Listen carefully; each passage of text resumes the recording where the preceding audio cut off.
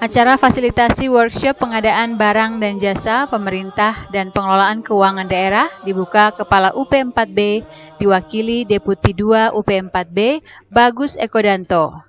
Dalam sambutan, Kepala UP4B yang dibacakan Deputi 2 UP4B Bagus Ekodanto antara lain mengatakan bahwa forum ini mengingatkan kepada kita tentang pentingnya pendampingan, penyusunan laporan kepada Pemda, pentingnya review terhadap laporan keuangan Pemda saat pelaporan kepada instansi di atasnya, pentingnya pendampingan perbaikan sistem pelaporan keuangan, serta perlunya peningkatan kapasitas SDM pengelolaan keuangan daerah. Membaca laporan dari BPK tahun 2012 menyatakan bahwa seluruh laporan keuangan di wilayah Papua Barat sementara ini belum ada yang memperoleh predikat laporan keuangan wajar tanpa pengecualian sebagai opini tertinggi atau terbaik. Namun ada 5 Pemda yang telah memperoleh wajar dengan pengecualian. Adapun wilayah yang lain masih memperoleh predikat ada yang disclaimer.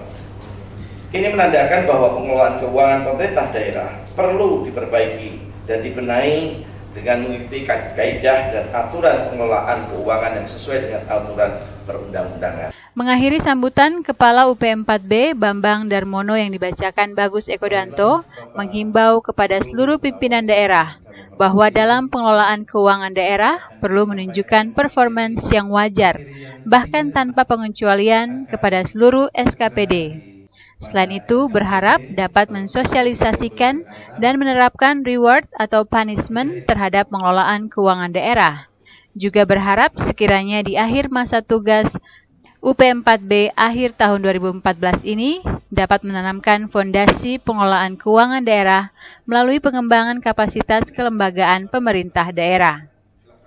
Usai pembukaan dan sambutan dilanjutkan dengan pemaparan Deputi PPSDM LKPP Dr. Agus Prabowo dengan materi pengadaan barang jasa pemerintah dengan tema Cegah Korupsi Pengadaan Barang Jasa Pemerintah.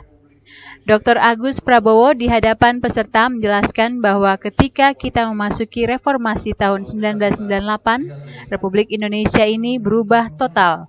Dari segi politik berubah, dari segi ekonomi berubah, dan dari segi pemerintahan berubah, serta dari segi keuangan negara juga berubah. Jadi ketika kita memasuki era reformasi tahun 98, Republik Indonesia ini berubah total. Dari segi politik berubah, dari segi ekonomi berubah, dari segi pemerintahan berubah, dari segi keuangan negara juga berubah. Nah, saya mau bicara soal keuangan negara.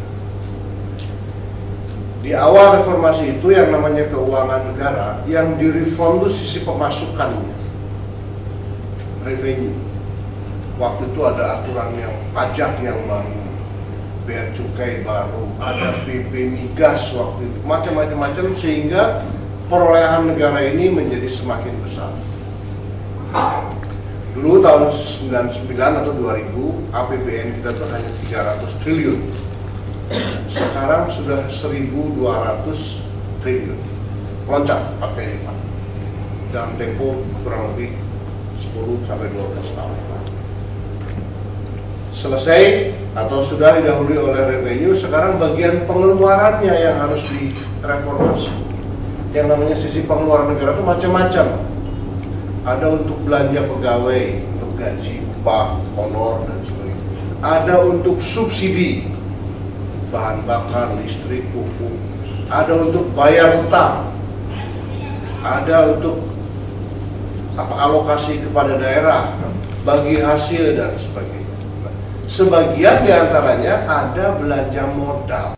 Selanjutnya penyampaian materi pelaksanaan pengadaan barang jasa pemerintah Papua Perpres 84/2012 dengan tema Manfaat dan Hambatan Pengadaan Barang Jasa di Papua dengan narasumber Kustomo, asisten ahli UP4B, diakhiri dengan penyampaian materi pengelolaan keuangan daerah dengan narasumber Yohanes Mendela, Kepala Bidang Pembinaan, Akuntansi dan Pelaporan Keuangan Kanwil Ditjen Perbendaharaan Provinsi Papua Barat. Acara fasilitasi workshop pengadaan barang jasa pemerintah dan pengelolaan keuangan daerah berakhir dan ditutup Kepala UP4B diwakili Deputi 2 UP4B Bagus Ekodanto dengan suatu harapan materi dan diskusi yang berlangsung selama 1 hari hendaknya bermanfaat bagi peserta. Selain itu, UP4B bersedia memfasilitasi daerah yang berkeinginan untuk mengadakan pelatihan pengadaan barang jasa pemerintah dan LKKPP menyiapkan 15 orang tenaga pengajar untuk peningkatan kapasitas SDM pengelolaan keuangan daerah.